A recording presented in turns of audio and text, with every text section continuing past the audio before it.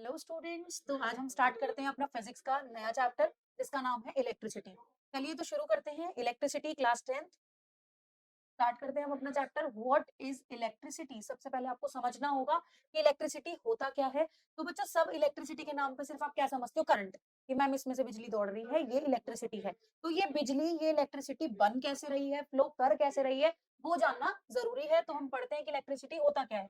Electricity is a type of energy, ये एक तरीके की एनर्जी है that consist of movement of electrons. अब आप लोगों ने क्लास 9th के अंदर सब एटॉमिक पार्टिकल्स पढ़े हैं, हर चीज मैटर पढ़ा है, ठीक है, मैटर एटम्स वगैरह के बारे में पढ़ा है। तो यहाँ पे सब एटॉमिक पार्टिकल इलेक्ट्रॉन्स का रोल है। इलेक्ट्रिसिटी में electron that is negative charge particle, इसके बारे में हमें पढ़ना है। इसी की मूवमेंट को क्या कहा जाता है, electricity. Electrons between two points of a circuit, एक सर्किट के दो पॉइंट्स के बीच में जब ये इलेक्ट्रॉन फ्लो करता है तो उसे हम कहते हैं इलेक्ट्रिसिटी। तो समझ लेते हैं कि इलेक्ट्रिसिटी में चार्ज का क्या काम है, ये चार्ज होता क्या है, आइए समझते हैं। तो व्हाट इज चार्ज, चार्ज है क्या। The charge is the fundamental property of matter. There are two types of charge. जो चार्ज है एक मैटर की फंडामेंटल प्रॉपर्टी है, ठीक है। ये दो टाइप का होता है, एक होता है आपका पॉजिटिव चार्ज जिसे हम क्लास 9th में प्रोटॉन कहा करते थे, ठीक है, और एक होता है आपका नेगेटिव चार्ज जिसे हम यहाँ पर पढ़ने वाले हैं, जिसे हम कहेंगे इलेक्ट्रॉन। तो यहाँ पर पॉजिटिव और नेगेटिव चार्ज दो टाइप के चार्जेस होते हैं, ठीक है। तो इस चार्ज की प्रॉपर्टी क्या है, तो प्रॉपर्टीज ऑफ चार्ज पढ़ते हैं। चार्ज में आपने पढ़ रखा है क्या कि नेगेटिव नेगेटिव क्या करेगा, एक दूसरे को रिपेल करेगा। दो एक जैसे जॉनर के बच्चे, दो एक जैसे सोच विचार वाले लोगों के दिमाग बिल्कुल नहीं मिलते, विचार बिल्कुल नहीं मिलते हैं। तो यहाँ पर unlike charges attract each other, हमेशा अपने से अपोजिट बंदा ही अट्रैक्ट करेगा। तो यहाँ पर चार्ज के साथ भी वही है, यहाँ पर भी अनलाइक चार्ज एक दूसरे को अट्रैक्ट करते हैं, ठीक है। जैसे एक पॉजिटिव चार्ज एक नेगेटिव चार्ज को, पॉजिटिव चार्ज एक नेगेटिव चार्ज को अपनी तरफ अट्रैक्ट करेगा, और जबकि नेगेटिव नेगेटिव और पॉजिटिव पॉजिटिव एक दूसरे को रिपेल करेंगे। पहली प्रॉपर्टी क्या है, unlike charges attract each other and like charges repel each other. एक जैसे चार्जेस हैं तो वो एक दूसरे को रिपेल करेंगे, अनलाइक है तो वो एक दूसरे को अट्रैक्ट करेंगे। Okay, charges on one electron, एक इलेक्ट्रॉन पे चार्ज कितना होता है बच्चे, 1.6 इंटू 10 raise to the power -19 coulomb, ठीक है। कूलम, ये सी क्या है, this is coulomb, this is SI unit of charge. Charge की एसआई यूनिट होती है बच्चों कूलम, जिसको डिनोट करते हैं कैपिटल सी से, ये इसकी थर्ड प्रॉपर्टी हो गई। और चार्ज का सिंबल क्या है, चार्ज को डिनोट करते हैं हम किससे, क्यू से। तो अब अगर आपको टोटल चार्ज निकालना है तो आप चार्ज कैसे निकालोगे, तो उसके लिए आपके पास फॉर्मूला है बच्चे क्या, Q is equals to n e, ठीक है। Q is equals to n e, यहाँ पर ये n क्या बता रहा है, this is number of electrons, this is number of electrons. E क्या है, charge on one electron, charge on one electron, एक इलेक्ट्रॉन पे कितना चार्ज है। What is Q, this is net charge, या टोटल चार्ज आपके सर्किट में कितना है, तो वो हो गया। नेट चार्ज निकालने के लिए आप क्या करोगे, नंबर ऑफ चार्ज को चार्ज ऑन वन इलेक्ट्रॉन से मल्टीप्लाई कर दोगे। जैसे कि अगर मैं एक एग्जांपल लूं, हमने एक बॉक्स लिया और इसमें मान लीजिए आपने बहुत सारी चॉकलेट्स फिल करी, ठीक है। एक चॉकलेट की कॉस्ट कितनी है, 5 रुपए है। तो मैं आपसे पूछूं कि इन सारी चॉकलेट्स को खरीदने के लिए आपको कितना पैसा देना पड़ेगा, तो आप क्या करोगे, आप नंबर ऑफ चॉकलेट्स काउंट करोगे, 1 2 3 4 5 6 7। तो 7 चॉकलेट्स को किससे मल्टीप्लाई करोगे, 5 रुपीज की कॉस्ट से मल्टीप्लाई करोगे, तो you will get 35 rupees the total, the net amount you have to pay, right. तो यहाँ पर भी आपने वही करना है, नेट चार्ज निकालना है। तो कितने इलेक्ट्रॉन्स आपके सर्किट में है और कितने, एक इलेक्ट्रॉन पे कितना चार्ज है, तो उसको मल्टीप्लाई करोगे तो आपका क्या निकल के आ जाएगा, नेट चार्ज निकल कर आ जाएगा। तो ये था चार्ज का कॉन्सेप्ट, ठीक है बच्चे।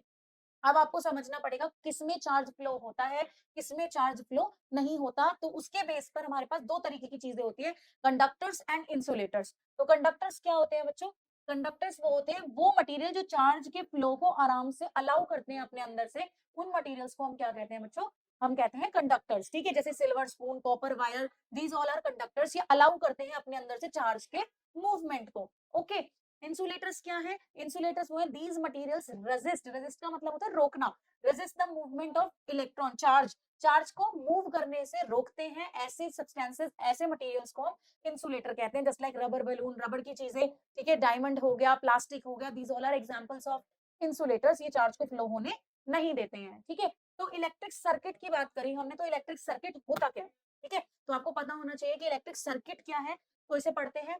It is a complete path through which electric current flows, ये वो पूरा पूरा का पूरा रास्ता, वो पूरा फ्लो ऑफ इलेक्ट्रॉन किस रास्ते में हो रहा है, किस तरह से हो रहा है, उसी पाथ को हम क्या कहते हैं, हम कहते हैं उसको सर्किट कहते हैं, ठीक है। It should be constructed in an unbroken loop. ये जो कंस्ट्रक्ट होगा, अब ऐसा नहीं है कि आपने एक वायर यहाँ से तो जोड़ दी, यहाँ तक जोड़ी, नीचे से कनेक्ट करना ही भूल गए, कि आपने लगाई ही नहीं। तो एक अनब्रोकन लूप होना चाहिए कि पूरा चार्ज अगर यहाँ से स्टार्ट हुआ है तो वो पूरा घूमकर यहाँ तक वापस आ सके। तो इस अनब्रोकन लूप को ही हम क्या कहते हैं बच्चों, इसको ही हम कहते हैं इलेक्ट्रिक सर्किट, ठीक है, जिसमें चार्ज फ्लो हो सके। यहाँ पर आप ये डायग्राम देख सकते हो, यहाँ से चार्ज का फ्लो शुरू हुआ, पॉजिटिव टर्मिनल से निकला, ठीक है। यहाँ से देखो, यहाँ पर ये बल्ब ग्लो क्यों कर रहा है, क्योंकि ये कहीं से भी ब्रोक नहीं है। यहाँ पर की लगी हुई है, यहाँ पर आपका सेल लगा हुआ है, एक बैटरी है, यहाँ से पॉजिटिव टर्मिनल से करंट जा रहा है, यहाँ पर गया, यहाँ पर गया, और ये कहीं पर भी ब्रेक नहीं हो रहा है, कॉन्टिन्यूस पाथ है। तो इसे हम इलेक्ट्रिक सर्किट कह सकते हैं, ठीक है। किन किन चीजों से इलेक्ट्रिक सर्किट बनता है, तो वो है हमारे पास एक बल्ब हो गया, ठीक है, एक हमारे पास वायर हो गई, एक हमें क्या चाहिए होती है बच्चों, की चाहिए होती है, ठीक है, एक हमें सेल या बैटरी कह सकते हो आप, बैटरी चाहिए, या फिर आपको सेल चाहिए। इनकी कॉम्बिनेशन से आप क्या बना सकते हो बच्चों, आप बना सकते हो एक सर्किट बना सकते हो। तो आप पढ़िए जरा, यहाँ पर क्या लिखा है, a simple circuit consist of a battery और अदर सोर्सेज, और भी सोर्सेज हो सकते हैं करंट के, ठीक है, अ लाइट बल्ब, ठीक है, कोई भी डिवाइस जिसको आपको चलाना हो वो, and a conducting wires and अ की, एक की होनी चाहिए, वायर होनी चाहिए, ठीक है, आपके पास अप्लायंस होना चाहिए जिसको आपको कनेक्ट करना है, ठीक, और आपके पास बैटरी होनी चाहिए जो आपको करंट को दे सके, तब आप एक इलेक्ट्रिक सर्किट को ड्रॉ कर सकते हो। जनरली आपके पास इलेक्ट्रिक सर्किट ड्रॉ करने के लिए आएगा तो आप कैसे कर सकते हो, कोई भी एक डिवाइस लगाना है, ठीक है, आपने यहाँ पर क्या करना है, यहाँ पर एक बैटरी कनेक्ट करनी है, ठीक है, एक बैटरी कनेक्ट करनी है, एक की लगानी है, और आपका इलेक्ट्रिक सर्किट यहाँ पर हो जाता है कंप्लीट, ठीक है।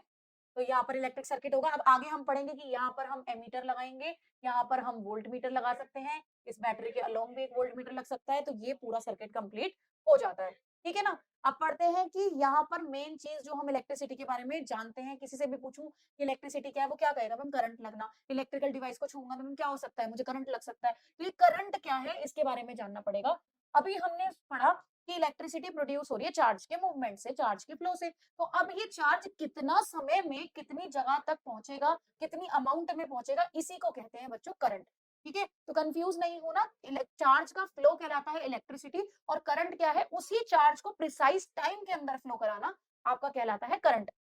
पढ़ते हैं, electric current is expressed by the rate of flow of electric charges. तो करंट क्या है, rate of flow of electric charges. तो आप याद रखना, जब भी साइंस में आप पढ़ रहे हो और किसी भी चीज का रेट आ जाता है, तो यहाँ पर रेट का मतलब पैसा नहीं होता, रेट का मतलब यहाँ पर क्या होता है बच्चों, रेट का मतलब होता है डिवाइड बाय टाइम। जिस भी चीज का रेट निकाल रहे हो, उस चीज को टाइम से डिवाइड कर दो, तो आपका रेट निकल के आ जाता है, वो वैल्यू निकल के आ जाती है। तो यहाँ इसने क्या बोला, इलेक्ट्रिक करंट, तो करंट को क्या बोल रहा है, current is rate of flow of electric charge. तो चार्ज क्या हो गया, चार्ज अपॉन में टाइम, जिसे आप कह सकते हो, ठीक है, क्योंकि रेट का मतलब होता है डिवाइड बाय टाइम। तो यहाँ से आपको फॉर्मूला मिल गया, करंट क्या होता है, चार्ज अपॉन में टाइम होता है। तो आप यहाँ पर क्या पढ़ सकते हो, रेट ऑफ फ्लो का क्या मतलब है, the amount of charge flowing through a particular area in unit time. एक पर्टिकुलर टाइम के अंदर कितना चार्ज फ्लो कर रहा है, उसी को हम करंट कहते हैं, ठीक है। तो आप ये भी बोल सकते हो, फ्लो ऑफ चार्ज पर unit time is also called current. तो दोनों डिफाइन ही करेक्ट है, rate of flow of charge,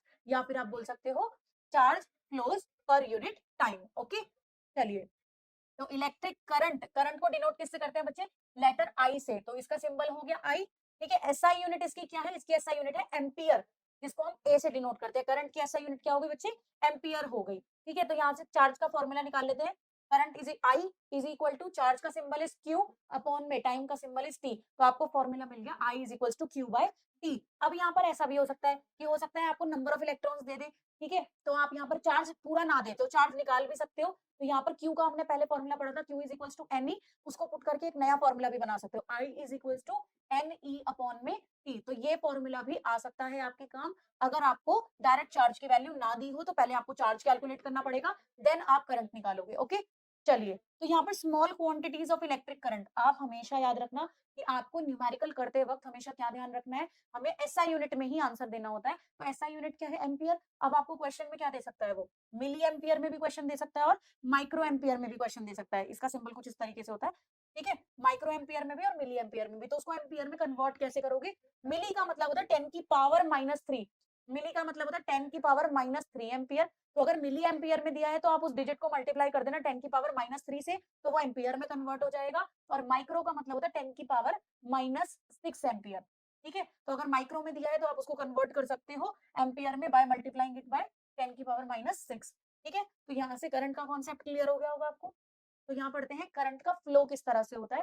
तो अब देखिए, the direction of conventional current is from positive terminal to the negative terminal. अब आपके माइंड में ये आ रहा होगा कि मैम हम कह रहे हैं इलेक्ट्रॉन के फ्लो को हम क्या बोलते हैं, इलेक्ट्रिसिटी बोल रहे हैं, और इलेक्ट्रॉन तो नेगेटिव है, तो यहाँ पर नेगेटिव से पॉजिटिव जाना चाहिए था, ये पॉजिटिव से नेगेटिव क्यों जा रहा है। तो यहाँ पर ये बात ध्यान रखना कि हम यहाँ पर इलेक्ट्रॉन करंट, या दो टाइप का करंट होता है, एक होता है आपका इलेक्ट्रॉन करंट, एक होता है आपका कन्वेंशनल करंट। तो कन्वेंशनल करंट जो परंपरा चली आ रही है, परंपरागत तौर पर हम मानते हैं, वो क्या है कि करंट हमेशा पॉजिटिव से नेगेटिव टर्मिनल की तरफ ही जाता है। ठीक है, यानी कि पॉजिटिव टर्मिनल ऑफ बैटरी से नेगेटिव टर्मिनल ऑफ बैटरी की तरफ जाता है, उसको हम बोलते हैं कन्वेंशनल करंट। और जो इलेक्ट्रॉन का फ्लो है वो ऑब्वियसली नेगेटिव से पॉजिटिव की तरफ होगा। तो अगर इलेक्ट्रॉन करंट की डायरेक्शन देखूं तो वो इस तरह से होगी, इस लूप के अंदर देखिए, इधर की तरफ होगी, यहाँ जाएगी, यहाँ जाएगी, फिर इस तरह से। ठीक है, तो हमारा एक्चुअल करंट जो हम मानते हैं, जिसको हमें पेपर में देखना है, वो हमेशा होता है कन्वेंशनल करंट, पॉजिटिव से नेगेटिव। तो डायरेक्शन ऑफ कन्वेंशनल करंट क्या होगी, बैटरी के पॉजिटिव टर्मिनल से नेगेटिव टर्मिनल की तरफ। ठीक है बच्चे, तो कन्वेंशनल करंट और इलेक्ट्रॉन करंट दोनों ऑपोजिट डायरेक्शंस में होते हैं। ओके, चलिए और कंपोनेंट्स पढ़ लेते हैं कि सर्किट में और क्या क्या कंपोनेंट्स लग सकते हैं। कुछ कंपोनेंट्स आपको यहाँ पर दिखाए गए हैं। This is battery. बैटरी क्या है, कॉम्बिनेशन ऑफ सेल को हम बैटरी कहते हैं। यहाँ देखो, यहाँ पर एक सेल है, दिस इज वन सेल। तो एक सेल का सिंबल होता है एक पॉजिटिव एक नेगेटिव। तो बड़े वाली आर्म को हम पॉजिटिव कहते हैं, छोटे वाली आर्म को हम नेगेटिव कहते हैं। ये होता है एक सेल। अब आप जितने मर्जी सेल बनाकर बैटरी बना सकते हो, 2 3 4 जितना आपका मन करे। तो यहाँ पर ये जो बनी हुई है, ये बैटरी बनी हुई है पूरी 2 सेल की बैटरी, तो हमेशा बनेगी इसी तरह से, positive negative positive negative positive negative. या आप नेगेटिव से स्टार्ट करोगे तो नेगेटिव पॉजिटिव नेगेटिव पॉजिटिव। ठीक है, तो ये 2 सेल की बैटरी है, बीच में इनके कनेक्शन है, तो ये 2 सेल मिलकर एक क्या बना रहे हैं बच्चों, बैटरी का फॉर्मेशन कर रहे हैं। This is closed switch. बच्चों यहाँ कंफ्यूजन होती है, क्लोज्ड स्विच का मतलब क्या है, क्लोज्ड सर्किट का मतलब क्या होता है, कंप्लीट सर्किट, यानी कि स्विच ऑन की कंडीशन को बोलते हैं। दिस इज स्विच ऑन की कंडीशन। स्विच ऑन को क्लोज्ड स्विच या फिर क्लोज्ड सर्किट कहते हैं। ठीक है, तो कंफ्यूज नहीं होना, यहाँ पर सर्किट ऑन हो चुका है, स्विच ऑन है। और यहाँ पर ओपन स्विच का मतलब होता है स्विच खोल दिया आपने, यानी कि स्विच ऑफ कर दिया, सर्किट को ब्रेक कर दिया। तो यहाँ पर स्विच ऑन और स्विच ऑफ में कंफ्यूज नहीं होना। बच्चे क्लोज समझ के इसको ऑफ समझ लेते हैं, और यहाँ पर ओपन समझ के इसको ऑन समझ लेते हैं, तो ये नहीं देखना आपने, ध्यान रखना। ठीक है, open switch close switch. Register, register एक डिवाइस है जो रेजिस्टेंस को प्रोवाइड करेगा। तो रजिस्टर आप कुछ इस तरह से ड्रॉ कर सकते हैं। ठीक है, volt meter, this is volt meter, इसके बारे में हम बाद में पढ़ेंगे, एक काम पॉजिटिव एक नेगेटिव। दिस इज एमीटर, थोड़ी मिस्टेक हो गई है यहाँ पर, कोई बात नहीं, तो हम इसको ज्वाइन कर देते हैं। This is ammeter. ठीक है, ये हो गया एमीटर, एक टर्मिनल पॉजिटिव एक टर्मिनल नेगेटिव। तो ये कुछ सिंबल्स थे। तो रजिस्टर को आप इस तरह से भी डिनोट कर सकते हो। ठीक है, इस तरीके से भी रजिस्टर डिनोट होता है, वैसे रेजिस्टेंस बोलते हैं उसको। चलिए आगे चलते हैं। How to measure current, current पढ़ तो लिया, अब इसको मेजर कैसे करूं, कैसे पता चलेगा मुझे कि कितना करंट मेरे सर्किट में दौड़ रहा है, ऐसा क्या डिवाइस लगाया जाता है सर्किट में जिससे हमें करंट की मेजरमेंट पता चल जाए। तो वो है हमारे पास क्या, एमीटर है बच्चे। ये होता है एमीटर, कुछ इस तरीके का दिखाई देता है। ये एक डिवाइस है जिसे आप किसमें लगाते हो, सर्किट में, और सर्किट डायग्राम बनाते वक्त आप एमीटर के लिए सिंबल यूज करते हो ये। ठीक है, ये दिस इज द सिंबल। तो ये है वो डिवाइस जो करंट नापता है। ठीक है, an emitter, an emitter is an instrument used to measure the current in a circuit। ये एक इंस्ट्रूमेंट है, या फिर आप इसको डिवाइस भी लिख सकते हो, इट इज अ डिवाइस। ठीक है, use to measure the current in the circuit, circuit में कितना करंट दौड़ रहा है वो कौन बताएगा आपको, एमीटर बताएगा। For direct measurement the ammeter is connected in series. हमेशा एमीटर को किस में लगाया जाता है बच्चों, सीरीज में लगाया जाता है, इंपॉर्टेंट चीज है। With the circuit in which the current is to be measured, जिस सर्किट का करंट आपको निकालना है उसमें हम एमीटर को सीरीज में लगा देते हैं। Ammeter usually has the low resistance, these are the important points, you have to learn these. ठीक है, आपको पता होना चाहिए एमीटर एक डिवाइस है जो क्या करता है, सर्किट में करंट को नापता है। ये हमेशा सीरीज में लगता है और इसके पास लो रेजिस्टेंस होती है, इसकी रेजिस्टेंस बहुत लो होती है। आगे बढ़ाऊंगी कि रेजिस्टेंस होता क्या है। ठीक है, चलिए तो अब पढ़ते हैं electric potential and potential difference के बारे में, कि बच्चों इलेक्ट्रिक पोटेंशियल क्या है इसके बारे में जानते हैं। अब देखो, पोटेंशियल क्या है, एक पावर है, एक हिम्मत है किसी काम को करने के लिए, कहते नहीं इसकी पोटेंशियल है, ये इस काम को कर सकता है, तो पोटेंशियल क्या है। अब यहाँ पर हम कर क्या रहे हैं, चार्ज को ही एक जगह से दूसरी जगह लेकर आ रहे हैं, इलेक्ट्रॉन्स को ही एक जगह से उठाकर दूसरी जगह पहुंचा रहे हैं, उसी को हम इलेक्ट्रिसिटी कह रहे हैं। तो यहाँ पर क्या है, इलेक्ट्रिक पोटेंशियल का मतलब क्या है, इलेक्ट्रिसिटी में चार्ज, जो चार्ज है उसे उठाकर एक जगह से दूसरी जगह पहुंचाना। ठीक है, पहले तो सर्किट में ही लाना पड़ेगा उस चार्ज को, तो उसे कहते हैं electric potential. It is the amount of work required to move a unit charge from a reference point to a specific point in an electric field. Electric field के अंदर एक चार्ज को एक रेफरेंस पॉइंट से उठाकर एक particular point तक लेकर आना, इसी को हम क्या कहते हैं बच्चों, पोटेंशियल, इलेक्ट्रिक पोटेंशियल। उसको लाने में जितना काम किया जाता है वही है इलेक्ट्रिक पोटेंशियल। अपने पोटेंशियल के हिसाब से ही कोई काम कर सकता है, ठीक है। तो कितना वर्क डन कर रहे हैं उस चार्ज को, एक क्यू चार्ज को इस जगह से एक स्पेसिफिक पॉइंट इन सर्किट लेकर आने के लिए आपने कितना वर्क डन किया, वही है आपका इलेक्ट्रिक पोटेंशियल। अब पोटेंशियल डिफरेंस क्या है, डिफरेंस के लिए आपको एक दो पॉइंट्स चाहिए होते हैं हमेशा। अगर आप किसी चीज को डिफरेंशिएट कर रहे हो तो क्या है, दोनों के बीच में आपने दो चीजें होनी चाहिए जिनके में कंपेयर कर सको, ठीक है। तो इलेक्ट्रिक पोटेंशियल क्या है, दो पर्टिकुलर पॉइंट्स, इन पॉइंट्स के बीच में जो आपने करना है चार्ज को एक जगह से दूसरी जगह लाने में जो वर्क डन किया है वही है potential difference. The amount of work done in moving a unit charge from one point two another point, एक पॉइंट से दूसरे पॉइंट तक लेके जाना है। अभी क्या कर रही थी, रैंडमली कहीं से भी चार्ज लेकर आए, आपको क्या पता आपके घर में इलेक्ट्रिसिटी प्रॉपर आ कहां से रही है, ठीक है। तो आपको तो सीधा आ जाती है आपके घर में इलेक्ट्रिसिटी, ठीक है। अब ये इलेक्ट्रिसिटी, ये चार्ज कहां से आया है उसे आपके सर्किट तक पहुंचाना इज इलेक्ट्रिक पोटेंशियल। अब उस सर्किट के दो टर्मिनल्स, एक पॉजिटिव टर्मिनल एक नेगेटिव टर्मिनल, उन टर्मिनल्स के बीच में, ठीक है, यहां से यहां तक ट्रेवल कराना, वो है आपका पोटेंशियल डिफरेंस। उसको कराने में कितना वर्क डन किया जाता है, एक पॉइंट से दूसरे पॉइंट पर। यानी एक बैटरी है, इस बैटरी के मान लो ये है ए टर्मिनल, ये है बी टर्मिनल, आपने इस पॉइंट से इस पॉइंट तक चार्ज को पहुंचाने में कितना वर्क डन किया, that is potential difference between this circuit, ठीक है, these two points, okay, is defined as the potential difference between any two points, okay। इसकी SI यूनिट क्या है, पोटेंशियल डिफरेंस की SI यूनिट होती है वोल्ट, ठीक है। पोटेंशियल डिफरेंस को डिनोट भी V से किया जाता है और पोटेंशियल डिफरेंस की SI यूनिट भी V होती है। तो यहाँ पर आना है बच्चे वोल्ट, ठीक है, इसकी SI यूनिट होती है वोल्ट। तो यहाँ पर इसका फॉर्मूला क्या बनेगा, V potential difference is, potential है क्या, work done per unit charge, किस पे किया जा रहा है, चार्ज पे ही तो किया जा रहा है, चार्ज पे कितना वर्क डन किया जा रहा है वही है पोटेंशियल डिफरेंस, ओके। डिफरेंस निकालोगे तो ए पॉइंट और बी पॉइंट का सब्ट्रैक्ट कर सकते हो, फाइनल माइनस इनिशियल, ठीक है। हाउ टू मेजर वोल्टेज, अब ये वोल्टेज निकली है, इसको नापेंगे कैसे, सर्किट में हमें क्या पता कितनी वोल्टेज आ रही है, तो इसको नापने के लिए भी एक डिवाइस लगाया जाता है, इस डिवाइस को कहते हैं हम volt meter.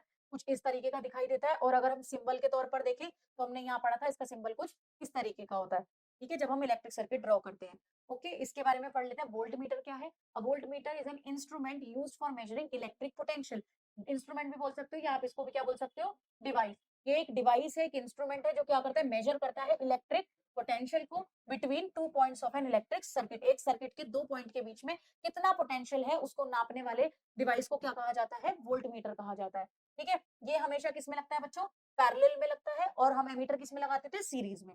It is usually has high resistance, इसकी रेजिस्टेंस कैसी होती है, हाई रेजिस्टेंस होती है, ताकि करंट बिल्कुल मिनिमम हो और ये प्रॉपर वोल्टेज की वैल्यू आपको बता सके, ठीक है। इसके रेजिस्टेंस के बारे में हम बाद में पढ़ते हैं। तो आ जाते हैं ओम्स लॉ के ऊपर। तो ओम्स लॉ बहुत बहुत इंपॉर्टेंट टॉपिक है इस चैप्टर का, ठीक है। तो ओम्स लॉ में क्या है बच्चे, ओम्स लॉ क्या कहता है, Ohm's law states that the potential difference between two points is directly proportional to the electric current at the constant temperature. Remark my words, this point is very important for Ohm's law, constant temperature. अगर आपने temperature बदल दिया तो ये Ohm's law valid नहीं होगा। आपने इसकी डिफाइन में ये जरूर लिखना है, कांस्टेंट टेम्परेचर। एक फिक्स टेम्परेचर पे हम जब सर्किट को स्टडी करते हैं तब हमें ये कंडीशन देखने को मिलती है जो ये लॉ कह रहा है। पहले इसको समझ लेते हैं, ओम्स लॉ कह क्या रहा है, जो पोटेंशियल डिफरेंस है वो सर्किट में डायरेक्टली प्रोपोर्शनल होता है किसके, करंट के। जितना पोटेंशियल डिफरेंस आप दोगे उतना ही करंट एक सर्किट में प्रोड्यूस होगा, ये कहने वाला है। This means potential difference V varies as electric current, ठीक है, ये बिल्कुल इलेक्ट्रिक करंट के डायरेक्टली प्रोपोर्शनल है, ठीक है। V बढ़ेगा तो I भी बढ़ेगा, और अगर V घटेगा तो I भी घटेगा, तो इसका मतलब ये होता है डायरेक्टली प्रोपोर्शनल का, ठीक है ना। तो यहाँ पर क्या हुआ, प्रोपोर्शनैलिटी का साइन हटा के हमेशा क्या आता है बच्चे, कांस्टेंट आता है, वो कांस्टेंट है यहाँ पर R, ठीक है। इस R को ही कह रहे हैं हम क्या, रेजिस्टेंस। क्या है ये R, रेजिस्टेंस, ठीक है। This R is resistance and this is constant, ये कांस्टेंट है। अब ये कांस्टेंट कब होगी, जब टेम्परेचर कांस्टेंट होगा, ये वैल्यू हमेशा सेम आएगी, इसीलिए इसको कांस्टेंट कहा है। लेकिन कब आएगी, जब आपका टेम्परेचर चेंज नहीं होगा। और आप यहाँ से और वैल्यूज भी निकाल सकते हो, करंट निकालो तो V बाय R की वैल्यू निकालो तो V बाय I, और फॉर्मूलाज बन सकते हैं। लेकिन basic formula of Ohm's law क्या होता है बच्चे, V is equals to I R, ठीक है। This is very very important formula, ठीक। V is equals to I R, ये ओम्स लॉ से हमने बताया है। ये ओम्स लॉ कहता क्या है? It gives the relation between potential difference and current which is direct relation between them, कि करंट बढ़ेगा तो पोटेंशियल डिफरेंस बढ़ेगा, पोटेंशियल डिफरेंस बढ़ेगा तो करंट बढ़ेगा। और आप लोग जानते हैं कि जब भी डायरेक्टली प्रोपोर्शनल की बात आती है तो हम क्या करते हैं? ग्राफ ड्रॉ करते हैं, और ग्राफ हमेशा कैसा बनता है बच्चे? Straight line graph. कैसा बनेगा? स्ट्रेट लाइन ग्राफ बनेगा। स्ट्रेट लाइन ग्राफ बनता है हमेशा डायरेक्टली प्रोपोर्शनल चीजों का। तो यहाँ पर क्या लेंगे हम? यहाँ पर हमें लेना है potential difference on Y axis, current on X axis. This is your X axis, this is your Y axis. तो यहाँ पर करंट आपको लेना है एक्स एक्सिस पे और पोटेंशियल डिफरेंस लेना है आपने वाई एक्सिस पे। तो यहाँ पर डायरेक्टली प्रोपोर्शनल का ग्राफ बना, मतलब कि अगर आप किसी भी पॉइंट पे वैल्यू निकालते हो, इस पॉइंट पे, इस पॉइंट पे, इस पॉइंट पे, तो आप देखोगे कि सबकी वैल्यू कांस्टेंट आएगी। और इस ग्राफ का कांस्टेंट क्या है? रेजिस्टेंस। तो ये ग्राफ आपको क्या देगा बच्चे? इस ग्राफ से इसकी स्लोप आपको दे देगी रेजिस्टेंस। तो इस ग्राफ से आप देखकर बता सकते हो कि रेजिस्टेंस कितनी है। ठीक है, रेजिस्टेंस की वैल्यू निकाल सकते हो। जब भी आपको ग्राफ से क्वेश्चन करने के लिए आए तो रेजिस्टेंस कैसे निकालोगे? रेजिस्टेंस का फॉर्मूला देखो यहाँ से, V by I, R is equal to V by I. तो V क्या है? ये है वाई एक्सिस और ये है एक्स एक्सिस। तो स्लोप निकालने का सीधा सीधा फॉर्मूला होता है। स्लोप का फॉर्मूला आपके पास होता है वाई एक्सिस अपॉन में एक्स एक्सिस, ये याद रखना। और यहाँ पर वाई एक्सिस पे क्या है आपका? वाई एक्सिस पे आपको v दिया हुआ है और एक्स एक्सिस पे आपको i दिया, और यहाँ से देखो v बाय आई किसके बराबर होता है?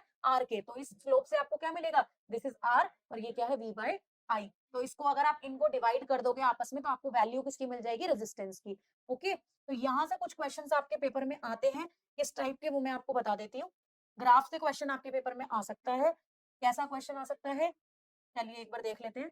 तो यहाँ से क्वेश्चन कैसा आएगा? आपको मान लो एक ग्राफ दे दिया ए, ठीक है, एक ग्राफ यहाँ पर दे दिया बी, ठीक है, और एक ग्राफ आपको दे दिया सी। अब आपसे पेपर में वो पूछ सकता है कि कौन से वाले ग्राफ में रेजिस्टेंस मैक्सिमम है या कौन से वाले ग्राफ में रेजिस्टेंस मिनिमम है। तो इसके लिए आपको रेजिस्टेंस के बारे में पढ़ना होगा। इस टाइप का क्वेश्चन आपको पेपर में आ सकता है, वो हम बाद में डिस्कस करेंगे। ठीक है, पहले हम रेजिस्टेंस को समझ लेते हैं कि रेजिस्टेंस है क्या। ठीक, चलिए तो पढ़ते हैं व्हाट इज रेजिस्टेंस। तो रेजिस्टेंस क्या है? Resistance is a property of conductor, ये कंडक्टर्स की प्रॉपर्टी है, due to which it resist the flow of electric current through it. ये एक रुकावट है। What is resistance? रेजिस्टेंस को आप हिंदी में क्या कह सकते हो बच्चों? दिस इज रुकावट।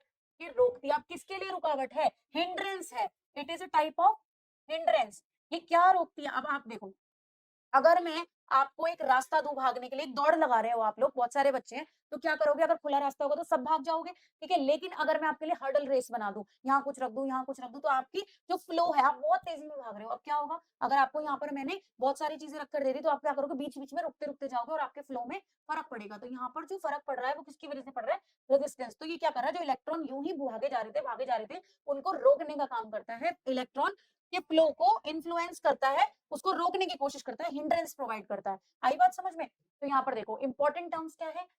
SI unit of resistance is ohm. Resistance की एसआई यूनिट ओम है, जिसको हम डिनोट करते हैं कुछ इस सिंबल से। ठीक है, ओम्स लॉ से हमें ये मिला है तो हम इसको इस तरीके से, इसकी एसआई यूनिट है ओम, इस तरीके से इसको डिनोट करते हैं। ठीक है, resistance is denoted by the symbol R. Resistance को हम किस सिंबल से डिनोट करते हैं? आर से। इसकी एसआई यूनिट को ओम से, या तो आप ओम लिख सकते हो या आप ओम का सिंबल बना सकते हो। ठीक है, third point, a component that is used to resist the flow of electric current is called resistor. तो यहाँ पर रेजिस्टेंस प्रोवाइड कर रहा है उसको हम क्या बोलते हैं? रेजिस्टर बोलते हैं डिवाइस को हम। ठीक है, जो रेजिस्टेंस को प्रोवाइड करता है। जैसे हमने डिवाइसेस पढ़े ना पीछे, करंट को नापने वाला डिवाइस करंट को, और वोल्टेज को नापने वाला डिवाइस, इसी तरह से रेजिस्टेंस को प्रोवाइड कराने वाला डिवाइस कौन है? रेजिस्टर। ठीक है, in practical application resistors are used to increase और डिक्रीज द इलेक्ट्रिक करंट। तो यहाँ पर आपने देखा कि रेजिस्टेंस क्या कर रहा है? रुकावट बन रहा है करंट के लिए। तो करंट रेजिस्टेंस ज्यादा तो करंट कम होगा, जितनी ज्यादा रुकावट उतनी स्पीड में दिक्कत आती है ना भागने में। तो ऐसे उतने ही इलेक्ट्रॉन धीरे धीरे होते चले जाएंगे फ्लो में, और उतना ही करंट पे फर्क पड़ेगा। तो आप यहाँ से क्या देख सकते हो कि ये जो है रेजिस्टेंस, रेजिस्टेंस जो है वो करंट के इनवर्स रिलेशन में है। ओम्स लॉ से हमने क्या सीखा कि रेजिस्टेंस करंट के इनवर्सली रिलेशन में है, क्योंकि ये क्या है? करंट के फ्लो को रोकने वाली है, रुकावट है। तो यहाँ पर क्या होगा? अगर रेजिस्टेंस ज्यादा हुई, रुकावट ज्यादा हुई, तो फ्लो में हिंड्रेंस होगी, जिसकी वजह से क्या होगा? करंट का फ्लो कम हो जाएगा। तो रेजिस्टर का काम क्या होता है? रेजिस्टर रेजिस्टेंस प्रोवाइड करता है। जितनी ज्यादा रेजिस्टेंस प्रोवाइड करी उतना करंट कम और ज्यादा कर सकते हैं रेजिस्टर के थ्रू। आई बात समझ में? चलिए, वेरिएबल रेजिस्टेंस क्या है? The component of an electric circuit which is used to regulate the current. Current की वैल्यू को रेगुलेट करता है विदाउट चेंजिंग द वोल्टेज। बिना वोल्टेज बदले भी आप करंट की वैल्यू बदल सकते हो थ्रू वेरिएबल रेजिस्टेंस। ठीक है, from the source is called variable resistance. Variable resistance के थ्रू आप उसको चेंज कर सकते हो। एक वेरिएबल रेजिस्टेंस का सिंबल एनसीईआरटी में भी दिया हुआ है और कुछ इस टाइप का सिंबल इसका होता है। ये सिंबल आप बना सकते हो अगर आपने वेरिएबल रेजिस्टेंस लगानी है।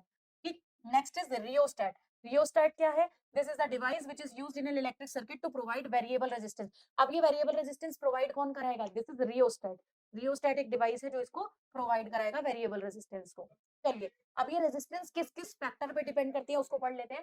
Factors on which resistance of a conductor depend. ये इन फैक्टर्स पे डिपेंड करती है। Resistance in the conductor depends on the nature. Nature किसका? मटेरियल का। नेचर ऑफ मटेरियल, कौन सा मटेरियल आपने यूज किया है कंडक्टर को बनाने के लिए, उस पर डिपेंड करेगी। लेंथ ऑफ द कंडक्टर पे डिपेंड करेगी और एरिया ऑफ क्रॉस सेक्शन। अब एरिया ऑफ क्रॉस सेक्शन का मतलब क्या है? अब आपका बहुत बड़ा रूम है, ठीक है, उसमें लेकिन आते तो आप रूम दीवारें तोड़ के तो नहीं आते ना, तो आप आते कैसे हो रूम में? गेट के थ्रू। तो आपका जो डोर है वो है आपका एरिया ऑफ क्रॉस सेक्शन, जिसको क्रॉस करके आप रूम में एंट्री लेते हो। तो वही है यहाँ पर भी। अब एक वायर होती है एक सिलेंड्रिकल फॉर्म में, राइट? तो यहाँ पर एरिया क्या लोगे आप? वायर का एरिया। आप सिलेंडर का एरिया नहीं लगाते हो, आप इलेक्ट्रॉन यहाँ से ही तो कुछ एंटर या एग्जिट करेगा, तो ये है सर्कल। तो यहाँ पर एरिया ऑफ क्रॉस सेक्शन क्या हुआ? वायर के लिए सर्कल हुआ। तो जब भी हम एरिया की बात करेंगे तो हम यहाँ पर सर्कल का एरिया लगाएंगे, ठीक है, इसी को बोलते हैं area of cross section. Clear?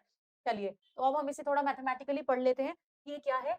Resistance is directly proportional to. Resistance किस पे डिपेंड करती है? लेंथ के डायरेक्टली प्रोपोर्शनल होती है। Resistance is inversely proportional to area of cross section and it also depends on nature of the material. From 1 and 2, इन दोनों equations को अगर मैं ऐड करूं तो मुझे क्या मिल रहा है? R is proportional to L and A, directly to L and inversely to A। तो यहाँ से आपको पता है प्रोपोर्शनलिटी का साइन हटा के हमेशा क्या आता है बच्चे? कांस्टेंट आता है। तो यहाँ पर कांस्टेंट आता है रो। यहाँ पर कांस्टेंट आता है रो, RHO। ये रो क्या है? इसी को कहते हैं रेजिस्टिविटी। दिस इज रेजिस्टिविटी, ठीक है, दिस इज रेजिस्टिविटी। तो यहाँ पर आपको रेजिस्टेंस का एक और फॉर्मूला मिल गया, R is equal to rho L by A। तो ये है रेजिस्टेंस का फॉर्मूला। जब आपको लेंथ, एरिया, रेजिस्टिविटी इन सबसे रिलेटेड क्वेश्चन रेजिस्टेंस क्या है तो आप ये लगाओगे। वोल्टेज करंट से रिलेटेड आएंगे तो आप ओम्स लॉ यूज करोगे, ठीक है बच्चे।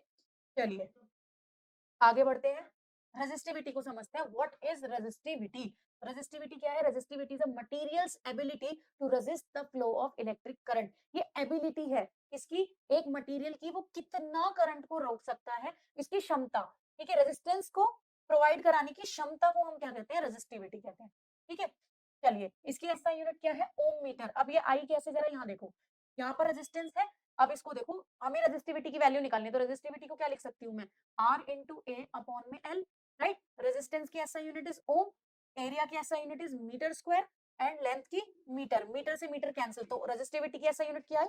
ओम मीटर। तो यहाँ पर आपको वैल्यू मिल गई ओम मीटर। तो यहीं से ये क्या बनी है? इसकी ऐसा यूनिट बनी है, दैट इज ओम मीटर, ठीक है। Resistivity is also known as specific resistance. अब कई बार स्पेसिफिक रेजिस्टेंस को डिफाइन करने के लिए आ जाता है पेपर में, बच्चों को यही नहीं पता होता स्पेसिफिक रेजिस्टेंस क्या है, जबकि रेजिस्टिविटी सबने पढ़ी है। तो रेजिस्टिविटी का ही दूसरा नाम है स्पेसिफिक रेजिस्टेंस, क्योंकि ये पर्टिकुलर मटेरियल के लिए पर्टिकुलर होती है, इसलिए इसको स्पेसिफिक रेजिस्टेंस भी कहा जाता है, ठीक है। Next point is resistivity depends on. ये किस पे डिपेंड करती है? ना तो ये लेंथ पे डिपेंड करेगी, ना ही ये एरिया पे डिपेंड करेगी, ये सिर्फ और सिर्फ मटेरियल पे डिपेंड करती है। हर एक मटेरियल की रेजिस्टिविटी अलग अलग होती है। तो resistivity depends on the nature of material of the conductor, जिसमें से भी करंट पास हो रहा है उन मटेरियल्स पे डिपेंड करती है रेजिस्टिविटी, ठीक है। नेचर ऑफ मटेरियल पे डिपेंड करती है, एल्स किसी चीज पर डिपेंड नहीं करती है, ठीक है।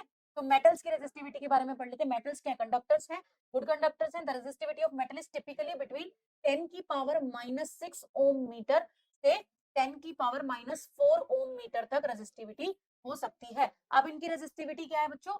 कम है, ठीक है। क्यों कम है? अगर रेजिस्टिविटी कम होगी तभी तो करंट अच्छा पास होगा, इसीलिए मेटल्स की रेजिस्टिविटी कम होती है, ठीक है। यहाँ पर नेक्स्ट देखिए, the range of resistivity for non conducting materials, यानी कि इंसुलेटर्स, प्लास्टिक वगैरह, ये सब चीजों की रेजिस्टिविटी क्या होती है? देखो यहाँ पर लिखा है 10 की पावर, ये है 10 की पावर 8, 10 की पावर 8 से 10 की पावर 18 ओम मीटर तक। देख रहे हो कितनी ज्यादा वैल्यू है, 10 के बाद इतनी सारी जीरोस लगा दो, 10 की पावर 18। तो यहाँ देख रहे हो इंसुलेटर्स में रेजिस्टिविटी इतनी हाई है, क्योंकि इसमें जितनी हाई रेजिस्टिविटी उतनी ही ज्यादा रेजिस्टेंस, और रेजिस्टेंस और करंट इनवर्सली प्रोपोर्शनल, इसीलिए इनमें से करंट पास नहीं होता, ठीक है। तो नेक्स्ट पॉइंट है, the resistivity range of alloys is typically between 10 की पावर -8 से 10 की पावर -6 ओम मीटर तक होती है एलॉयज की। अलॉयज क्या होते हैं बच्चों? कॉम्बिनेशंस होते हैं, ठीक है, मेटल वगैरह को मिलाकर आप अलग अलग मटेरियल्स को मिलाकर बना सकते हो। Alloys are generally more resistive than metals. अब जो एलॉयज है वो ज्यादा रेजिस्टिविटी प्रोवाइड करते हैं मेटल्स से। क्यों? They are made from and are so often used in heating elements. एक मिनट, कुछ गड़बड़ है। दे alloys are generally more resistive than the metals. They are made from, बीच में कुछ मिसिंग हो गया। They are made from metal and non metal के combination से भी बनते हैं, मेटल और मेटल से भी बनते हैं। ठीक है, are often used in heating element, इसीलिए इनको हीटिंग एलिमेंट में भी यूज किया जाता है। क्योंकि ये क्या करते हैं बच्चों, देखो इसकी रेजिस्टिविटी मेटल्स से ज्यादा होती है, यानी कि करंट की प्रोडक्शन थोड़ी यहाँ पर डिफरेंट होती है। ठीक है, चलिए तो अगला पढ़ते हैं कॉम्बिनेशन ऑफ रेजिस्टर्स। अब रेजिस्टर हमने पढ़े जो रेजिस्टेंस को प्रोवाइड कराते हैं। यहाँ दो तरीके के कॉम्बिनेशंस देखने को मिलते हैं बच्चों। कौन कौन से? दो तरीके के मिलेंगे यहाँ पे आपको कॉम्बिनेशन। कौन से? एक है सीरीज कॉम्बिनेशन, एक है पैरेलल कॉम्बिनेशन। एक है सीरीज कॉम्बिनेशन, एक है पैरेलल कॉम्बिनेशन। सीरीज का मतलब क्या होता है? जब आपने कोई भी सर्किट, ठीक है, आपने एक सर्किट डायग्राम बनाया, ठीक, यहाँ पर आपका सर्किट डायग्राम बनाया, यहाँ पर आपने लगाया एमीटर, ठीक है, यहाँ पर आपने लगाई रेजिस्टेंस, एक रेजिस्टेंस और लगा दी, ये बन गया आपका सर्किट डायग्राम। ठीक है, अब आप यहाँ पर देखो, यहाँ आप देख रहे हो, यहाँ इस टर्मिनल को मानो ये है ए पॉइंट, ये टर्मिनल है आपका बी पॉइंट। जब आप इस वायर को ए से बी तक खोलोगे तो आप देख रहे हो यहाँ से करंट निकलता है, positive terminal negative terminal. Positive से करंट निकल के गया, यहाँ गया, यहाँ गया, करंट इसमें भी गया, फिर करंट इसमें भी गया, फिर करंट वापस आया और पूरा सर्किट कंप्लीट हो गया। कहीं पर भी करंट की ब्रेकेज नहीं हुई। तो ऐसा सर्किट जहाँ करंट ब्रेक नहीं होता है उसको हम कहते हैं सीरीज। ठीक है, तो यहाँ पर पैरेलल की बात करें तो पैरेलल में क्या होगा? यहाँ पर देखो, एक रेजिस्टर, ठीक है, दो रजिस्टर और तीन रजिस्टर। ठीक है, आपने यहाँ पर तीन रजिस्टर्स लगाए और इसे भी आपने बैटरी से कनेक्ट कर दिया। ठीक है, ये बन गया आपका पूरा सर्किट। आप यहाँ देखो, यहाँ पर एक रजिस्टर, दो रजिस्टर और तीन रजिस्टर आपने लगाए। अब ये तीनों रजिस्टर किस फॉर्म में है? अब यहाँ से पॉजिटिव टर्मिनल से करंट निकला, यहाँ गया, यहाँ गया। अब इस पॉइंट पे करंट को क्या हुई बच्चों? कंफ्यूजन हो गई कि मैं इस रास्ते जाऊं, इस रास्ते जाऊं या इस रास्ते जाऊं। तो यहाँ पर करंट को क्या हुई? कंफ्यूजन। यहाँ करंट हुआ डिवाइड। तो ऐसा सर्किट जिसके अंदर करंट एक पॉइंट पे आके बट जाता है, ऐसे सर्किट को हम क्या कहते हैं? पैरेलल सर्किट कहते हैं। ठीक है, तो अब ये है सीरीज कॉम्बिनेशन, इसको कहते हैं पैरेलल कॉम्बिनेशन। तो यहाँ पर रेजिस्टेंस का फॉर्मूला पढ़ना है हमें सीरीज और पैरेलल के अंदर, तो पढ़ते हैं सीरीज और पैरेलल कॉम्बिनेशन। चलिए, तो सीरीज का फॉर्मूला मैं आपको डायरेक्ट फॉर्मूला बता देती हूँ, क्योंकि आई होप कि आपने ये क्लास में पढ़ी रखा होगा। तो सीरीज में अगर आपको टोटल रेजिस्टेंस निकालनी है तो कैसे निकालते हो? सारे रेजिस्टर्स की वैल्यू को ऐड करके सिंपली आप ऐसे निकाल सकते हो। तो सीरीज कॉम्बिनेशन में टोटल रेजिस्टेंस का फॉर्मूला क्या होता है बच्चों? बता सकते हो? तो क्या होता है? Sum of all the resistors, sum of all the resistors. सारी रेजिस्टेंसेस को प्लस कर दो, ठीक है, तो वो आ जाती है आपकी टोटल रेजिस्टेंस। टोटल रेजिस्टेंस का फॉर्मूला आ जाता है सीरीज के अंदर। ठीक है, और अगर मैं आपको एमसीक्यू के लिए एक ट्रिक बताऊं, अगर आपको तीनों की वैल्यू सेम दी हुई है, मान लो, ठीक है, यहाँ पर सीरीज कॉम्बिनेशन है, इसकी वैल्यू भी 10 ओम है, इसकी वैल्यू भी 10 ओम है, इसकी वैल्यू भी 10 ओम है, तो सीधा सीधा आप क्या कर सकते हो? फॉर्मूला लगा सकते हो, R series is equals to N R. अब यहाँ पर एन क्या है? Number of resistor, number of resistors, साथ में आर क्या है? Resistance of each resistor, resistance of each resistor, each resistor. ठीक है, हर एक रजिस्टर की। तो यहाँ पर वैल्यू क्या आ जाएगी? R S is equals to, वैसे प्लस करो, 10 प्लस 10 प्लस 10 कितना आ गया? 30। और यहाँ पर फॉर्मूला को कितनी रेजिस्टेंस है? 3, और कितनी एक की रेजिस्टेंस है? 10। तो यहाँ पर भी कितना आ गया आपका? 30 ओम। तो आप कैसे भी निकाल सकते हो सिंपली। अगर आपको एमसीक्यू करना है तो आप ये भी फॉर्मूला यूज कर सकते हो। अब अगर हम पैरेलल की बात करें तो पैरेलल के अंदर आपके पास फॉर्मूला क्या होता है? पैरेलल के अंदर होता है आपका 1 upon R total is equal to 1 upon R one plus 1 upon R two plus 1 upon R3। यहाँ पर करंट डिवाइड होने की वजह से ये फॉर्मूला निकल के आता है। तो ये है आपका रेजिस्टेंस। लास्ट में जो वैल्यू निकलती है उसका रेसिप्रोकल करना पड़ता है। ठीक है, सीरीज के अंदर आपका क्या रहता है? सीरीज के अंदर कुछ पॉइंट्स अपने याद रखने, यहाँ पर करंट सेम रहता है, करंट डिवाइड नहीं करता, करंट रिमेन सेम। ठीक है, यहाँ पर वोल्टेज डिवाइड करती है, voltage divides. Okay, voltage divides. और पैरेलल के अंदर आपका क्या होता है? यहाँ पर करंट डिवाइड करता है, current divide end voltage, voltage same रहती है। ठीक है, तो ये पॉइंट्स आपने याद रखने हैं। ओके, तो यहाँ पर पैरेलल कॉम्बिनेशन और सीरीज कॉम्बिनेशन। एक पॉइंट और, सीरीज से हमेशा आपको मिलता है मैक्सिमम रेजिस्टेंस, अगर आपको मैक्सिमम रेजिस्टेंस निकालना है तो आपने सीरीज कॉम्बिनेशन यूज करना है, और पैरेलल से हमेशा हमको मिलता है मिनिमम रेजिस्टेंस। इसमें रेजिस्टेंस की वैल्यू मिनिमम मिलती है, तो आपने मिनिमम निकालना है तो आपने पैरेलल करना है। तो दिस इज पैरेलल कॉम्बिनेशन, ठीक है। पैरेलल में आपको मिनिमम रेजिस्टेंस मिलती है, और यहाँ पर भी अगर सारे वैल्यू सेम है, सिमिलर आपने यहाँ कर दिया, ठीक है। यहाँ पर 3 सर्किट मान लो लगा लिया, ऐसे करके आपने सर्किट डायग्राम बना दिया, और यहाँ पर आपने कनेक्ट कर दिया, तो यहाँ पर ये भी 10 ओम है, ये भी 10 ओम है, और ये भी 10 ओम है। तो यहाँ पर टोटल रेजिस्टेंस का शॉर्ट ट्रिक क्या है पेपर में एमसीक्यू के लिए, तो यहाँ पर आप पैरेलल के लिए क्या फॉर्मूला यूज कर सकते हो, N अपॉन R। तो आप ये फॉर्मूला लगाकर यहाँ पर कर सकते हो, यानी कि 3 अपॉन में यहाँ पर कितना हो गया 10, तो आंसर आ जाएगा आपका 0.3 ओम। तो आरपी की वैल्यू यहाँ पर कितनी आ गई 0.3, और यहाँ देख सकते हो 30। तो यहाँ से मिली मैक्सिमम, यहाँ से मिली मिनिमम वैल्यू। समझ में आ गया, ये कुछ इंपॉर्टेंट पॉइंट्स थे रेजिस्टेंस के लिए। चलिए अब पढ़ते हैं heating effect of electric current, important topic है। Heating effect of electric current क्या है, अगर मैं आपको बोलूं कि आप जोर जोर से क्लैपिंग करो या अपने हैंड्स को रख करो, तो आप देखते हो एक हीट महसूस होती है, हीट प्रोड्यूस होती है। अब ये एक फॉर्म ऑफ एनर्जी है, ठीक है। तो यहाँ पर क्या होता है, जब भी करंट फ्लो कर रहा होता है, तो जब भी इलेक्ट्रॉन्स क्या करते हैं, एक दूसरे से टकराते हुए जाते हैं, तो जब टकरा रहे हैं तो वो किसी ना किसी फॉर्म में अपनी बहुत तेजी से फ्लो कर रहे हैं, एनर्जी लेकर चल रहे हैं। तो जब वो टकरा रहे हैं, हिंड्रेंस हो रही है, तो क्या होगा वहां पर, जब वो टकराएंगे तो वो अपनी कुछ एनर्जी लॉस करेंगे। तो वो जो एनर्जी डिसिपेट करते हैं, वेस्ट करते हैं, लॉस करते हैं, वो लॉस करते हैं in the form of heat. इसी को कहा गया heating effect of electric current, ठीक है। पढ़ लेते हैं। The heating effect of electric current is the phenomena in which an electric current passing through a conductor causes the conductor to heat up, ठीक है। करंट की वजह से हीट प्रोड्यूस हो रही है। दिस इज ड्यू टू, ये किस वजह से हो रहा है, this is due to the collision, collision का मतलब टकराना, collision of electrons with the atoms of the conductor, conductor के एटम से टकरा रहे हैं, which causes the atoms to vibrate and generate heat, जिसकी वजह से क्या हो रहा है, एटम्स वाइब्रेट करते हैं और जनरेट करते हैं हीट को, ठीक है। यहीं से बना है Joule's law of heating, Joules ने बताया था, इसलिए उनके नाम पे नाम रखा गया है Joule's law of heating, important है। तो ये लॉ क्या कहता है, ये लॉ आपको बोल रहा है heat generated in the conductor is directly related to the square of the current, यानी कि H is directly proportional to square of the current, next flowing through it, the conductor's resistance, और directly proportional है किसके, conductor की resistance के, okay. And the duration, duration का मतलब time, duration of the current flow, यानी कि H is directly proportional to the time taken, ठीक है। मैथमेटिकली क्या प्रूव कर रहा है, इस इक्वेशन को अगर मैं मिलाऊं 1, 2 और 3 को, तो मुझे क्या मिल रहा है, H is directly proportional to I square RT, क्या मुझे ये नहीं मिल रहा, लेकिन प्रोपोर्शनलिटी का साइन हटाएंगे तो कांस्टेंट आएगा, तो H is equal to K I square RT, और अगर हम वैल्यू कैलकुलेट करके देख रहे हैं एक्सपेरिमेंटली, तो इस K की वैल्यू को 1 माना जा रहा है, निग्लेक्ट कर दिया जा रहा है, और ये क्या है, I स्क्वायर RT, ये फॉर्मूला निकल के आता है, ये बहुत इंपॉर्टेंट फॉर्मूला है हीट के लिए, ठीक है। तो H क्या है, H is the heat generated by the conductor, जो कंडक्टर ने हीट निकाली है उसी को हम क्या बोल रहे हैं, heating effect of electric current, और जिसका formula H is equals to I square RT, ठीक है। तो यहाँ पर अब आपको लग रहा होगा करंट के भी प्रोपोर्शनल, रेजिस्टेंस के भी, टाइम के भी, आंसर कैसे देंगे, तो यहाँ पर ज्यादा किसके है, करंट से, क्योंकि यहाँ पर स्क्वायर दिया हुआ है तो रेजिस्टेंस के भी, जितना टकराएगा उतनी तो हीट प्रोड्यूस करेगा, लेकिन अब टकराएगा कब, जब इलेक्ट्रॉन फ्लो ही नहीं करेंगे तो टकराएगा कैसे, तो फ्लो ज्यादा, यानी कि करंट पे ज्यादा डिपेंडेंसी है, करंट के स्क्वायर की डिपेंड है, और रेजिस्टेंस और टाइम के नॉर्मली डायरेक्टली प्रोपोर्शनल है। तो ये तीनों चीजों पर डिपेंड करता है, टाइम पर भी, रेजिस्टेंस पर भी, और आपके करंट पर भी, ज्यादा डिपेंडेंसी करंट के साथ है, ठीक है। चलिए अगला टॉपिक पढ़ते हैं, इलेक्ट्रिक पावर। अब पावर क्या है, कितना काम आप कर सकते हो कितने टाइम में, वो है पावर।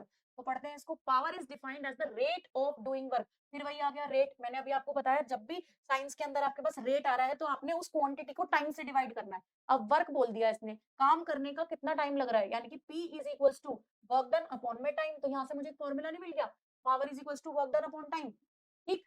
तो जब भी रेट आएगा तो उसको हम क्या करेंगे, डिवाइड बाय टाइम कर देंगे, जिस क्वांटिटी का भी रेट दिया हुआ है। तो पावर को डिफाइन कैसे करते हो, it is rate of doing work, या फिर आप कैसे कर सकते हो, एक और डिफाइन लिख सकते हो इसकी, it is also defined as the amount of energy, energy work क्या है, एक तरीके की एनर्जी ही तो है, ठीक है। एनर्जी ट्रांसफर्ड और कन्वर्टेड पर यूनिट टाइम, एनर्जी पर यूनिट टाइम भी हो गया इसका एक फॉर्मूला E बाय टी, ठीक है। Energy transferred per unit time E by T, तो पावर के दो फॉर्मूले हो गए यहाँ पर आपके पास, P is equal to W upon T, और P is equal to E by T. तो आप यहाँ पर ये लगा सकते हो, energy consumed per unit time या फिर work done per unit time.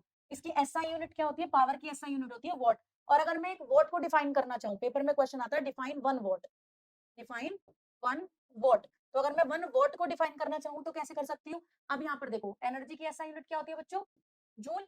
Time की ऐसा यूनिट क्या होती है? सेकंड्स। ठीक है, तो मैं यहाँ पावर क्या होती है? पावर की ऐसा यूनिट है वॉट। तो वॉट किसके बराबर हो गया? जूल पर सेकंड। तो 1 वॉट को क्या बोल सकती हूँ मैं? जब एनर्जी 1 जूल होगी और टाइम उसको 1 सेकंड लगेगा, तो उसको हम क्या बोल सकते हैं? 1 वॉट। तो हम क्या बोल सकते हैं यहाँ पर? When 1 joule of energy is consumed in a circuit in 1 second, then the power is said to be 1 watt. तब पावर 1 watt होगी जब उसमें 1 joule energy consume होगी by an electric circuit in 1 second. तो हम उसको क्या बोल सकते हैं कि ये 1 watt का पावर यहाँ पर प्रोड्यूस हुआ है। आगे बात समझ में, तो watt को दूसरी ऐसा यूनिट क्या बोल सकते हैं? जूल पर सेकंड भी आप इसको बोल सकते हो। ठीक है, पावर का ओम्स लॉ से अगर फॉर्मूला बनाया जाए तो एक और फॉर्मूला आता है P is equals to V I. ये बहुत इंपॉर्टेंट फॉर्मूला है। इसी फॉर्मूले को यूज करके बहुत सारे फॉर्मूले जनरेट किए गए हैं पावर के। Like P is equals to V I होता है, ठीक है, और I इज इक्वल्स टू क्या पढ़ा हमने? V bye R according to Ohm's law. तो यहाँ पर क्या बन सकता है? P is equals to V into V bye R। तो यहाँ से क्या फॉर्मूला बन गया? V square by R। तो पावर का एक फॉर्मूला बनता है यहाँ से V स्क्वायर बाय R। इसी तरीके से अब यहाँ पर P is equals to V I. P का फॉर्मूला क्या होता है? V is equals to I R होता है ओम्स लॉ में। इसी को यूज कर लो, P is equals to I R into I. यहाँ से क्या बना? I square R. तो पावर का एक और फॉर्मूला आपके पास क्या बन गया? I square R. ठीक है, यहाँ पर एनर्जी को हीट से भी कन्वर्ट कर सकते हो, तो power is equals to H upon T भी हो सकता है। और एच की वैल्यू क्या होती है? एच की वैल्यू अभी हमने पढ़ा I square R T, heating law से, अपॉन में टी। यहाँ से यहाँ कैंसिल हो, तो पावर का एक फॉर्मूला आई स्क्वायर आर भी हो सकता है। तो यहाँ पर फॉर्मूलाज कन्वर्ट आप कर सकते हो according to your questions. Okay, तो यहाँ पर खत्म होता है पावर का कॉन्सेप्ट। अब यहाँ पर एक टॉपिक और देती है एनसीईआरटी, जिसको हम बोलते हैं commercial unit of power. Commercial commercial unit of energy. Commercial unit of energy. अब ये क्या है? अब हमारे होम में जो अप्लायंसेस यूज होते हैं वो बहुत सारे हैं, बहुत सारा एनर्जी हम यूज करते हैं, तो उसको हम इतने सारे छोटे छोटे यूनिट्स में नहीं कैलकुलेट कर सकते। तो हमें एक कमर्शियल यूनिट चाहिए, एक बड़ी यूनिट चाहिए उसको कैलकुलेट करने के लिए। इसी को बोलते हैं कमर्शियल यूनिट ऑफ एनर्जी, जो कि है kilo watt hour. K W H, kilo watt hour. क्या बोलेंगे इसको? Kilo watt hour. ठीक है, किलो वॉट आवर में आपका एनर्जी कंज्यूम तो जूल्स की फॉर्म में हो रही है, लेकिन उसको कन्वर्ट कर देते हैं हम लोग, ताकि हमारा इलेक्ट्रिसिटी बिल इतना बड़ा लंबा चौड़ा ना आए। ठीक है, तो हम उसके लिए इसको कमर्शियल यूनिट में कन्वर्ट कर देते हैं। अब इस यूनिट को कन्वर्ट कैसे करते हैं? एक किलो में, 1 किलोवाट में कितने वॉट होंगे बच्चों? 1000 watt. 1 kilowatt has 1000 watt. 1 hour has how many seconds? 3600 seconds, right? 3600 seconds. तो यहाँ पर अगर आप 1 किलोवाट आवर को कन्वर्ट करना चाह रहे हो तो कैसे कर सकते हो? 1000 मल्टीप्लाई बाय 3600, तो ये आया what second, right? What second. तो यहाँ पर इसको मल्टीप्लाई करोगे तो कितना आएगा? 36 लाख। 36 lakh what second. अब वॉट सेकंड किसकी ऐसा यूनिट होती है? पीछे देखे यहाँ पर, तो यहाँ पर क्या है? This is joule, this is second, this is what. और अगर इस सेकंड को यहाँ मल्टीप्लाई कर दूं तो वॉट इनटू सेकंड किसकी यूनिट हो गई? जूल की यूनिट हो गई। तो यहाँ पर मैं वॉट सेकंड को रिप्लेस करके क्या लिख सकती हूँ बच्चों? जूल। तो मेरे पास यहाँ पर वैल्यू कितनी आई? तो मैं इसको लिख सकती हूँ 36 इंटू 10 की पावर 5 जूल्स। लेकिन हमें पता है जब भी एक्सपोनेंट में होता है तो हमें पॉइंट में चाहिए। तो यहाँ पर हम पॉइंट को जब लेफ्ट में शिफ्ट करते हैं तो यहाँ पर पावर प्लस हो जाती है। तो हम यहाँ पर क्या कर सकते हैं? 3.6 इंटू 10 की पावर 5 प्लस 1 जूल। तो क्या आ गया आपके पास? 3.6 इंटू 10 की पावर 6 जूल। आई बात समझ? तो यहाँ पर आप 1 किलो वॉट आवर को एनर्जी में कन्वर्ट करोगे तो आप ये यूनिट से मल्टीप्लाई कर सकते हो। ओके, एक चीज और, 1 किलो वॉट आवर का मतलब क्या होता है? एक यूनिट। आपको याद होगा कि आपके घर का बिल यूनिट्स में आता है। ठीक है, आपने 500, आपने याद होगा ना केजरीवाल ने 200 यूनिट फ्री करी थी, तो ये 200 यूनिट क्या है? दो 200 यूनिट का मतलब 200 किलो वॉट आवर एनर्जी आपकी उसने फ्री कर दी। आई बात समझ में? तो एक यूनिट कितनी होती है? 1 किलोवाट आवर के बराबर होती है। और एक यूनिट में आप एनर्जी कितनी कंज्यूम करते हो? तो 1 किलोवाट आवर में 3.6 इंटू 10 की पावर 6 जूल्स एनर्जी आप यूज कर लेते हो। तो ये था पूरा कॉन्सेप्ट अबाउट इलेक्ट्रिसिटी। एक शॉर्ट रिवीजन कराने की आपको कोशिश की गई है। होपफुली आपने इसको अच्छे से पढ़ लिया होगा। Thanks for watching.